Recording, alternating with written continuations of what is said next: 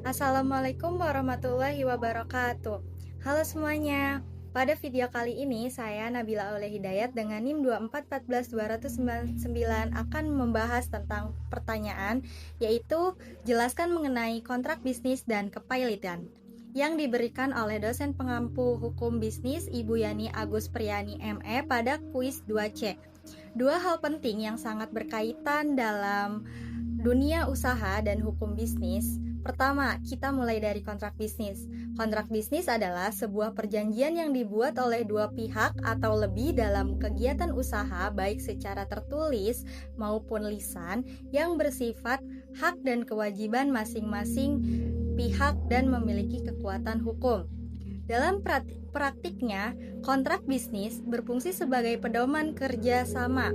Dengan adanya kontrak bisnis, semua pihak tahu yang harus dilakukan, apa yang diterima, dan apa konsekuensinya jika salah satu pihak melanggar perjanjian. Contoh kontrak bisnis bisa kita temui dalam kehidupan sehari-hari seperti kontrak bisnis jual beli, kontrak sewa tempat usaha, kontrak kerjasama, kontrak franchise, hingga kontrak distribusi barang. Tujuan utama dibuatnya kontrak bisnis adalah untuk memberikan kepastian hukum. Selain itu, kontrak juga bertujuan untuk menghindari kesalahpahaman, mengurangi resiko kerugian, serta menjadi alat bukti jika terjadi sengketa di kemudian hari. Namun, agar kontrak bisnis dianggap sah menurut hukum, ada beberapa syarat yang harus dipenuhi. Pertama, harus ada kesepakatan antara pihak tanpa paksaan. Kedua, para pihak harus cakap hukum, artinya sudah dewasa dan sehat akal.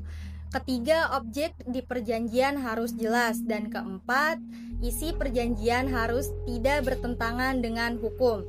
Jika salah satu syarat tersebut tidak terpenuhi, maka kontrak bisnis bisa batal atau tidak memiliki kekuatan hukum. Selanjutnya kita memasuki ke pembahasan kedua, yaitu kepailitan.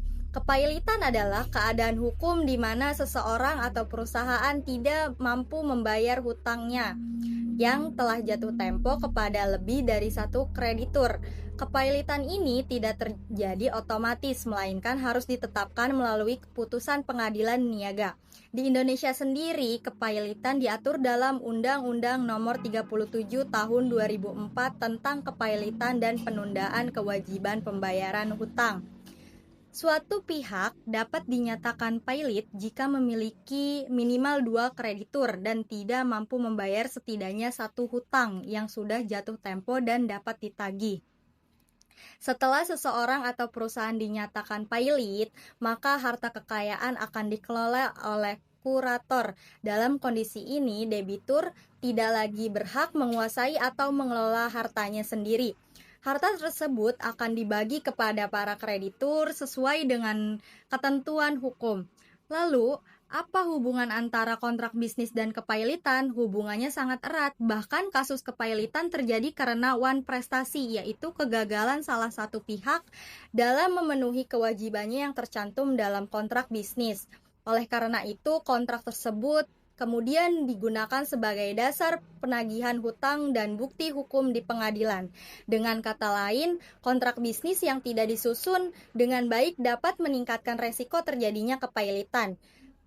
Oke, dapat disimpulkan bahwa kontrak bisnis merupakan fondasi utama dalam kegiatan usaha, sedangkan kepailitan adalah kegiatan hukum yang muncul ketika kewajiban dalam kontrak tidak dapat dipenuhi. Oleh karena itu, memahami kontrak bisnis dan kepailitan sangat penting agar pelaku usaha dapat mengelola resiko, menjaga kepercayaan, dan menjalankan bisnis secara profesional.